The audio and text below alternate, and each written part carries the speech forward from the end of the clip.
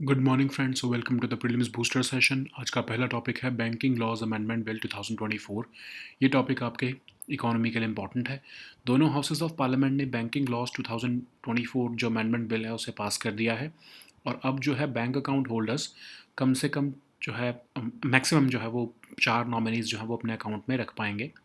तो 5 major laws जो bank से रिलेटेड थे, बैंकिंग सेक्टर से रिलेटेड थे, उन्हें जो है वो चेंज किया गया है या अमेंड किया गया है।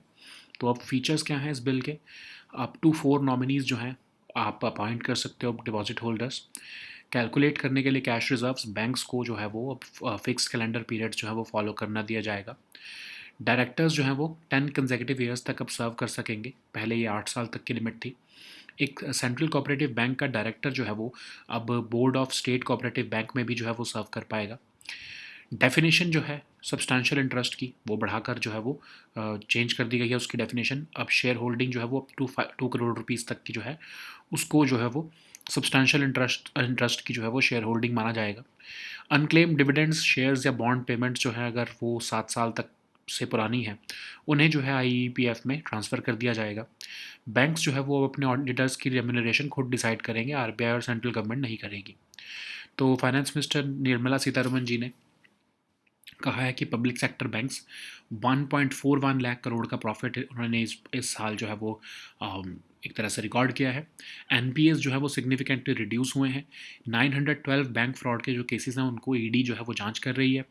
और लोन राइट ऑफ का जो ये भ्रांति फैलाई जाती है कि ये वेव किया गया है लोन, उसका मतलब लोन राइट ऑफ सिर्फ एक अकाउंटिंग प्रैक्टिस होती है। बैंक्स जो है वो उसकी रिकवरी अपना पीछे अलग करते रहते हैं, सिर्फ अकाउंट्स में से उन्हें रिमूव कर दिया जाता है। ठीक है। तो जब अब आप जो है पॉलिटिक्स में सुनते हो कि बैंक लोन माफ़ किए गए हैं, इतने हज़ार करोड़ के लोन माफ़ किए गए हैं जो है इंडस्ट्रियलिस्ट के, उसका मतलब ये नहीं होता है कि वो एक्चुअल में लोन माफ़ कर दिए गए हैं, जस्ट वो बैंक्स ने अपने अकाउंट्स में से उसे हटा दिया है। बैंक्स वो अपनी रिकवरी पूरी करते हैं लोन्स की। ठीक है। तो नेक्स्ट हम टॉपिक देखते हैं status of India's bio economy. Topic एक एनवायरनमेंट और इकोनॉमी दोनों के लिए इंपॉर्टेंट है। इंडिया की बायो इकोनॉमी रिपोर्ट 2024 जो है वो रिलीज़ की गई है।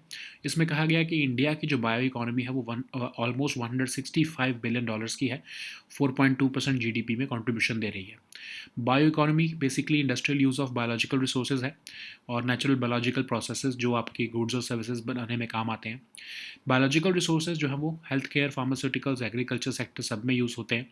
और अब ये जो है fuels, textiles, plastics, construction material, chemicals इन सब में भी यूज़ किए जा रहे हैं। जैसे इथेनॉल है, अगर हम देखें तो फर्मेंटेशन ऑफ शुगर केन और कॉर्न से बनती है, लेकिन ये हाइड्रोकार्बन बेस्ड फ्यूल्स को रिप्लेस कर रही है। बायोटेक्नोलॉजी जो है वो बायोमेडिसिन और सिंथेटिक बायोलॉजी को भी इनेबल करती है। Economic use of biological resources जो है वो अभी भी अर्ली स्टेज पर है, लेकिन ये धीरे धीरे बायो इकोनॉमी हमारी एक्सपैंड हो रही है। इंडिया की बायो इकोनॉमी पिछले 5 साल में डबल हुई है almost. Number of bio economy companies भी जो है वो 90% से इंक्रीज़ हुई हैं। सेक्टर ऑफ जो है ये बायो इकोनॉमी सेक्टर 4.25% जो जीडीपी में कंट्रीब्यूशन दे रहा है। सीएजीआर इसका लगभग 18% के आसपास रहा है पिछले 4 सालों में। 5 स्टेट्स जो हैं वो लगभग 2/3 ऑफ बायो इकोनॉमी की वैल्यू में कंट्रीब्यूशन दे रही हैं। और हाई ग्रोथ को सस्टेन करना एक चैलेंज रहेगा इसके लिए। इनोवेशन, स्केलिंग अप, इंसेंटिव्स बढ़ाना, पॉलिसी रिफॉर्म्स करना, ये ज़रूरत होगी उसके लिए। इंडिया की बायो इकोनॉमी अभी कंपेरेबल है चाइना और यूएस में, लेकिन फिर भी ये स्पेन और इटली जो कि उनसे पीछे है, स्पेन और इटली में तो 20% ऑफ जीडीपी तक पहुंच चुकी है बायो इकोनॉमी। तो इंडिया में 2024 में बायो ई3 पॉलिसी लॉन्च की गई है गवर्नमेंट द्वारा, biotechnology for economy, environment and employment, ताकि इंडिया को एक ग्लोबल हब बनाया जा सके बायो मैन्युफैक्चरिंग और आर&डी इन बायोटेक्नोलॉजी के लिए। असम जो है वो पहली स्टेट बनी है जिसने बायो ई3 फ्रेमवर्क को अडॉप्ट किया है। ओके। नेक्स्ट हम टॉपिक देखते हैं पीएम श्री स्कूल्स। ये टॉपिक आपके गवर्नेंस के लिए इंपॉर्टेंट है। पार्लियामेंट्री पैनल ने यूनियन मिनिस्ट्री ऑफ एजुकेशन को अर्ज किया है कि जो पेंडिंग समग्र शिक्षा अभियान के फंड्स हैं उन्हें रिलीज़ किया जाए। तो एक्चुअली हुआ क्या है कि जो ऑर्डर दिया गया है पार्लियामेंट्री स्टैंडिंग कमेटी द्वारा कि इमीडिएट रिलीज़ किया जाए 4,000 करोड़ के फंड्स जो समग्र शिक्षा अभियान के रोके गए हैं तमिलनाडु, केरला और वेस्ट बंगाल को। अब ये स्टेट्स के फंड जो है इसलिए रोके गए थे क्योंकि ये स्टेट जो है पीएम श्री स्कीम के लिए एमओयू सेंट्रल गवर्नमेंट के साथ नहीं साइन कर रही हैं। लेकिन रिपोर्ट ने कहा है कि जो समग्र शिक्षा अभियान है वो पीएम श्री स्कीम से पहले का है, तो इसलिए वो राइट टू एजुकेशन एक्ट को इम्प्लीमेंट करने में भी इंपॉर्टेंट है, उसको आप जो है वो फंड्स को मत रोको। PM Shri scheme centrally sponsored scheme है, जिसको 2020 में जो है कि जो नेशनल एजुकेशन पॉलिसी है उसके हिसाब से लॉन्च किया गया है। 14,500 मॉडल स्कूल्स बनाने हैं इंडिया में। हॉलिस्टिक एजुकेशन के ऊपर फोकस्ड रहेगा, 21st सेंचुरी स्किल डेवलपमेंट होगा, इको फ्रेंडली इंफ्रास्ट्रक्चर होगा और कॉम्पिटेंसी बेस्ड असेसमेंट होगी। ठीक है, तो समग्र शिक्षा अभियान क्या है? सेंट्रली स्पॉन्सर्ड स्कीम है, universal access to quality education देना चाहती है प्री प्राइमरी से हायर सेकेंडरी एजुकेशन लेवल्स पर, और ये स्टेट्स को आरटी एक्ट को इम्प्लीमेंट करने में भी हेल्प करती है। नेक्स्ट हम टॉपिक देखते हैं section 44(3) of data protection law. Topics governance के लिए इंपॉर्टेंट है। तो सेक्शन 44 सब सेक्शन 3 जो है digital personal data protection act का, वो अब एक सेक्शन 8 जो है आरटीआई एक्ट का उसमें चेंज करने वाला है, जो कि कंट्रोवर्शियल हो रहा है। तो अब ये जो है कहा जा रहा है कि इससे आरटीआई एक्ट जो है वीक होगा। कांग्रेस लीडर्स जो हैं वो कह रहे हैं कि इस प्रोविज़न को जो है डिजिटल डेटा प्रोटेक्शन एक्ट के प्रोविज़न को रिपील किया जाए, अदरवाइज़ जो है आरटीआई एक्ट जो है वो डिस्ट्रॉय हो जाएगा। तो अब इसमें है क्या? सेक्शन 44 जो है इसका डिजिटल डेटा प्रोटेक्शन एक्ट का, वो कह रहा है कि इन्फॉर्मेशन को डिनाई किया जा सकता है ताकि पर्सनल डेटा को प्रोटेक्ट किया जाए। ठीक है, तो अभी तक क्या होता था कि एग्जेम्पशन जो है इन्फॉर्मेशन को डिस्क्लोज़ करने से तभी दी जाती थी अगर पर्सनल इन्फॉर्मेशन जो मांगी जा रही है आरटीआई में वो कोई पब्लिक इंटरेस्ट सर्व नहीं कर रही, या फिर अनवारंटेड प्रिवेसी इन्वेजन कर रही है जिसकी ज़रूरत भी नहीं है। लेकिन अब जो रिवाइज जो ये सेक्शन है, सेक्शन 44(3) जो है, अगर हम इसको भी इंक्लूड कर लें तो ये जो लार्जर पब्लिक इंटरेस्ट क्लॉज को रिमूव करके लगभग सभी तरह की पर्सनल इन्फॉर्मेशन जो है डिस्क्लोज करना आरटीआई में जो है वो एग्जाम्प्ट करेगी। ठीक है, तो अभी तक क्या होता था, पर्सनल इन्फॉर्मेशन बताई जा सकती थी अगर पब्लिक इंटरेस्ट जो है वो उससे सर्व होता है तो। लेकिन अब जो है ये डेटा प्रोटेक्शन एक्ट के बाद सभी तरह की पर्सनल इन्फॉर्मेशन जो है वो डिस्क्लोजर से रोक दी जा सकती है। ठीक है, तो एग्जांपल कैसे हैं समझें इसको हम। अगर सिटीज़न जो है वो डिटेल्स चाहता है किसी पब्लिक ऑफिशियल के एसेट्स की इन केस ऑफ करप्शन, तो ऑफ कोर्स ऐसी रिक्वेस्ट को अब जो है वो डिनाई कर दिया जाएगा। ये कहा जाएगा कि पर्सनल डेटा प्रोटेक्शन लॉ इसके लिए अलाउ नहीं करता है। ठीक है, नेक्स्ट हम टॉपिक देखते हैं बालपन की कविता। टॉपिक आपके गवर्नेंस के लिए इंपॉर्टेंट है। यूनियन एजुकेशन मिनिस्ट्री ने बालपन की कविता इनिशिएटिव लॉन्च किया है, जो कि ऑफ कोर्स रिस्टोर और रिवाइव करना चाहता है traditional Indian rhymes and poems young children के लिए। एक कॉम्प्रिहेंसिव कंपेंडियम बनाया जाएगा नर्सरी राइम्स का, पोएम्स का, जितनी भी भारतीय भाषाएं हैं और इंग्लिश में भी ऑफ कोर्स। यंग लर्नर्स को जॉयफुल और contextually relevant learning material provide करने में हेल्प होगा इससे। और पार्टिसिपेंट्स जो हैं इस कॉन्टेस्ट में अपने जो है वो एग्जिस्टिंग पोएम्स, राइम्स जो कि पॉपुलर हैं उनके फोकलोर में, या न्यूली कंपोज्ड जॉयफुल पोएम्स भी जो है वो सबमिट कर सकते हैं माई गव प्लेटफॉर्म पर। नेक्स्ट हम टॉपिक देखते हैं GSAT 18। Topic science and tech के लिए इंपॉर्टेंट है। पार्लियामेंट की पब्लिक अकाउंट कमेटी ने डिसमे जो है वो एक्सप्रेस किया है कि जो 17.27 करोड़ रुपीज़ जो GSAT 18 की कम्युनिकेशन सैटेलाइट पर लॉन्च होने पर लगे हैं वो अवॉइडेबल एक्सपेंडिचर था। तो पैक ने कहा है कि इकोनॉमिक वायबिलिटी ऑफ GSAT जो है वो सफ़र हुई है, बिकॉज जो 6 ट्रांसपॉन्डर्स थे उनको अंडर यूटिलाइज रहेंगे अंटिल 2027। कमेटी ने कहा है कि डिपार्टमेंट ऑफ स्पेस को आगे से ग्रेटर फाइनेंशियल प्रूडेंस ध्यान में रखनी चाहिए जब भी वो सैटेलाइट प्रोजेक्ट्स प्लान करते हैं जिसमें कि पब्लिक फंड इस्तेमाल हो रहा है। रिपोर्ट ने कहा कि रेवेन्यू लॉस हुआ है इससे 117 करोड़ का, क्योंकि ये ट्रांसपॉन्डर जो हैं 2027 तक आइडल रहेंगे, काम नहीं करेंगे। तो GSAT 18 ने जो है वो एक कम्युनिकेशन सैटेलाइट है। इसरो ने इसको 2016 में लॉन्च किया था। 15 साल इसका मिशन लाइफ है, और television, telecommunication, VSAT, digital satellite news gathering, ये सब ये प्रोवाइड करता है सर्विसेज। ओके, नेक्स्ट हम टॉपिक देखते हैं Senkaku islands. Topic international relations के लिए इंपॉर्टेंट है।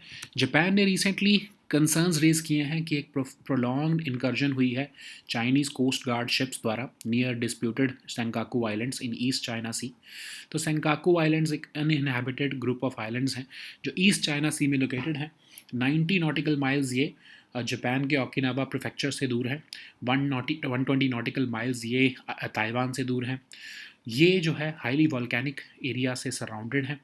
डिस्प्यूट है, ये टेरिटोरियल डिस्प्यूट है बिटवीन जापान, चाइना और जापान एंड ताइवान ऑल्सो। ये कभी भी किसी और कंट्री द्वारा जो है ये एडमिनिस्ट्रेट नहीं रहे हैं, जब तक इनको जापान ने 1895 में अपनी टेरिटरी में इंक्लूड नहीं किया। कब अभी ये जो है ये ओकिनावा प्रीफेक्चर का ही पार्ट है। जापान इसको एडमिनिस्टर करता है और कंट्रोल करता है इन आइलैंड्स को। ओके, लेकिन ऑफ कोर्स चाइना यहाँ पर टाइम टू टाइम अपनी 9 डैश लाइन की जो एक स्ट्रेटजी है उसके हिसाब से यहाँ पर जो है ये मिलिट्री मसल फ्लेक्स करता रहता है। Okay, so now let us see all these topics in English. The first topic is Banking Laws Amendment Bill 2024. This topic is important for your economy section. So both houses of parliament have passed the Banking Laws Amendment Bill 2024, which now allows account holders to have up to 4 nominees in their accounts. So this bill has amended 5 major laws which were otherwise governing India's banking sector. So what are the key features of this bill? Of course, the deposit holders can now appoint up to 4 nominees, either successively or simultaneously. For calculating cash reserves, banks will now follow fixed calendar periods also. Directors can now serve in 10 consecutive years, up to from the earlier limit of 8 years. A director of a central cooperative bank can now serve on the board of a state cooperative bank also if they are a member. The definition of substantial interest has also been changed. Now shareholding worth up to 2 crore will be considered as substantial interest, replacing the 5 lakh cap which was set up decades ago in any company basically. Okay, so unclaimed dividends, shares and bond payments which are older than 7 years will be transferred to the IEPF. Banks will also now decide the remuneration of their auditors instead of the RBI and central government. So while introducing this bill, finance minister has made it clear that public sector banks have posted a record profit of 1.41 lakh crore in the last financial year. NPAs have significantly reduced. 912 bank fraud cases which involved willful defaulters are now being probed by ED. Loan write-offs. So finance minister had to unfortunately explain the difference between loan write-off and loan waiver. So whenever we see that opposition parties or any media platforms, then when they claim that this much amount of loans have been waived off of the businessmen, it is not the same, it is not truth. Loan write-off is just an accounting practice whereby the banks, they write off their the loans of these defaulters, but from their accounts, but they continue to pursue they continue to recover that amount from the particular defaulter. Okay, so like in the case of Vijay Mallya, we saw that Vijay Mallya and his legal team, and in fact the SBI and other banks, they said that the amount that was due by Vijay Mallya, more than that amount has already been recovered by the bank. Still, he is a willful defaulter and he will be facing the legal arm of the state. Okay, so the next topic is status of India's bioeconomy. This topic is important for your environment and economy section. So India Bioeconomy Report was released by Department of Biotechnology, and it has estimated that India's bioeconomy is worth about $165 billion, which contributes about 4.2% of GDP. So what is bioeconomy? It refers to the industrial use of biological resources and natural biological processes for producing goods and services. So biological resources have long been used in healthcare, pharmaceuticals and agriculture. Their use is now being expanded to fuels, textiles, plastics, construction materials and chemicals. So what are the suitable alternatives? So like ethanol, we are seeing that it is produced via fermentation of sugarcane or corn, and it is now replacing hydrocarbon based fuels. Similarly, we are seeing biotechnologies enabling biomedicines and synthetic biology so as to allow the design of microorganisms with specific traits in the treatment of diseases. So economic use of biological resources is still in its early stage, but of course there is vast untapped potential. Bioeconomy is expanding rapidly. India's bioeconomy has nearly doubled in the last 5 years, and the number of bioeconomy startups or companies has increased by 90%. And it is projected to double by 2030, creating 35 million jobs in India. This sector now contributes 4.25% to the GDP, with a CAGR of about 18% in the last 4 years. So, 5 states of India have generated over two-thirds of bioeconomy value. Sustaining high growth will be a challenge for this sector because it would require innovation, scaling up incentives, and policy reforms. While India's bioeconomy is comparable to that of China and US, but it still lags behind Spain and Italy, where it contributes about 20% to its GDP. So we have this Bio 3 E3 policy, which was launched in 2024. This Bio E3 policy, that is biotechnology for economy, environment, and employment, aims to make India a global hub for biomanufacturing and R&D in biotechnology. So we all know that Assam has become the first state to adopt this Bio E3 framework, and it is signaling nationwide expansion also. So the next topic is PM Shri schools. This topic is important for your governance section. Parliamentary panel has urged the Union Ministry of Education to release pending some Agra Shiksha Abhiyan funds to the states, especially to Tamil Nadu, Kerala, and West Bengal.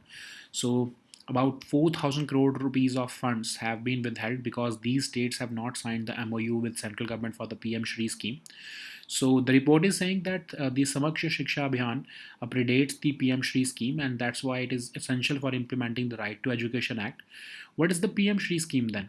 So PM Schools for Rising India is a centrally sponsored scheme which was launched under the National Education Policy of 2020, and it aims to establish 14,500 model schools which are focused on holistic education, 21st century skill development, eco-friendly infrastructure, and even competency-based assessment.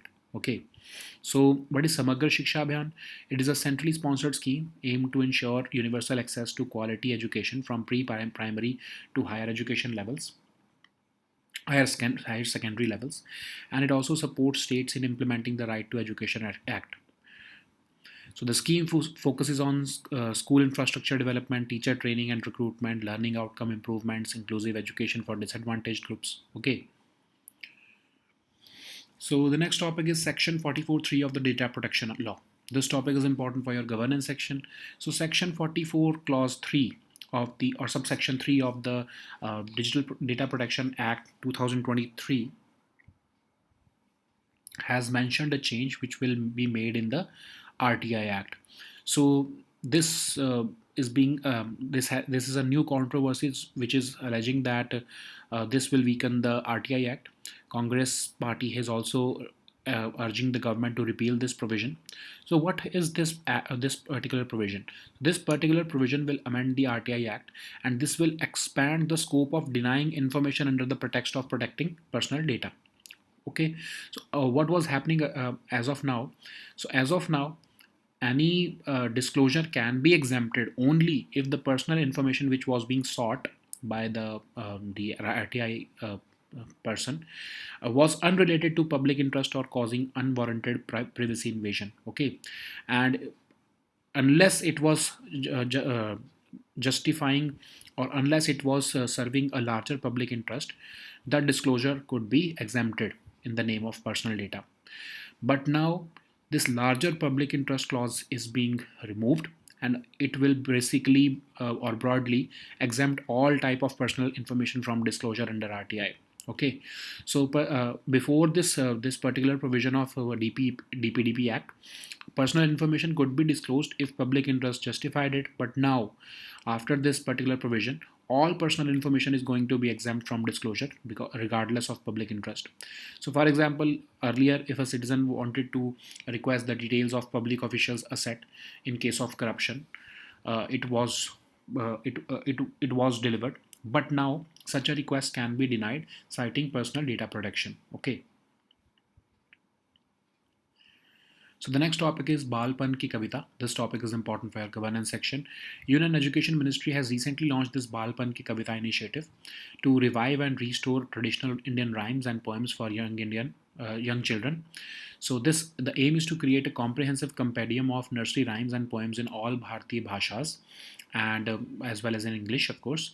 The objective is to provide young learners with joyful and contextually relevant learning material, helping them to connect with their cultural roots.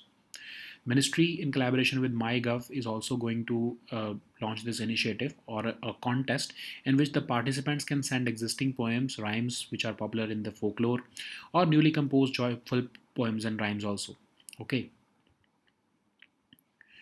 So the next topic is GSAT 18. This topic is important for your science and tech section. Parliament's Public Accounts Committee has expressed dismay at the avoidable expenditure of about 17 crore rupees on the launch of GSAT communication satellites. But why? Because PAC has said that concerns are there about the economic viability of GSAT because 6 transponders will remain underutilized until 2027. So this would lead to a revenue loss of about 117 crore due to the idle type transponders. Committee has recommended that Department of Space should exercise greater caution or greater financial prudence in planning satellite projects which involve huge public funds. So what is GSAT-18? It's a communication satellite launched by ISRO in 2016. The mission life of this satellite is 15 years. It provides television, telecommunication, VSAT, digital satellite news gathering. Okay. So the next topic is Senkaku Islands. This topic is important for international relations. So Japan has recently voiced serious concerns over a prolonged incursion by Chinese Coast Guard ships near the disputed Senkaku Islands in the East China Sea. Of course, this is an uninhabited group of islands situated in East China Sea. It is just 90 nautical miles from Japan's Okinawa prefecture, 120 nautical miles from Taiwan. So the surrounding area of these islands is highly volcanic. The islands are focus of territorial dispute between Japan and China and Japan and Taiwan. Okay, so they were never administered by any other country before Japan incorporated them into its territory in 1895.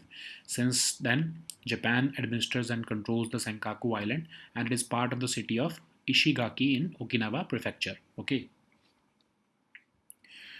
so these were our topics for today. Please also download the weekly current affairs compilation from our Telegram group today. We'll meet next time with new topics. Until then, goodbye and take care.